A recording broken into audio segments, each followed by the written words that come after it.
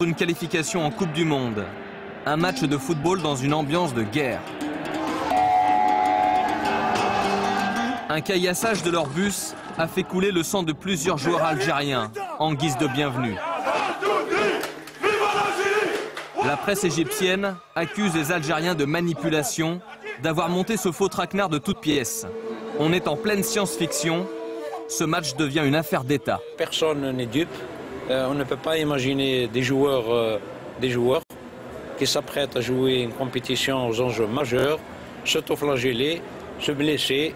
C'est impossible. Le moindre incident, ça a été spécifié dans le courrier de la FIFA, le moindre petit incident entre aujourd'hui et demain après le match amènera des sanctions d'une extrême sévérité contre l'équipe égyptienne. Liber Hotel devient un bunker inaccessible. L'équipe d'Algérie est escortée par un impressionnant service de sécurité pour un dernier entraînement. Gros cylindres, snipers, camions blindés, tout y est. Mais c'est trop tard, c'est toute une délégation qui est choquée, traumatisée. On a vu les efforts qu'ils ont faits pour la sécurité et tout, mais il y avait toujours le choc, il y avait toujours ce qui s'est passé, ce scénario était toujours dans notre tête. À 200 mètres de l'hôtel des Algériens, un groupe d'Égyptiens fait du bruit en pleine nuit pour perturber leur sommeil. Nous avons voulu faire une image. La voiture, ouvre la voiture! Ça s'est très mal passé pour nous. On a été très mal accueillis, comme des animaux.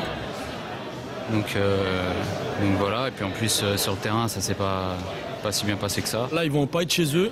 On va voir comment ça va se passer au Soudan, là, parce qu'il y a eu beaucoup de pression. Il y a eu des jets de pierre, même au retour, là, il y a eu des jets de pierre encore par les gens. Voilà, un climat de guerre, on a perdu 2-0, maintenant terrain neutre et on va tout faire pour gagner. 2-0, c'était le meilleur résultat au niveau sécuritaire, c'est-à-dire ni perdant ni gagnant pour la qualification, ce qui ne sera pas le cas mercredi. Mercredi, au coup de sifflet final à Khartoum, une équipe ira à la Coupe du Monde, l'autre pas. Cette nuit, il y a eu 32 blessés.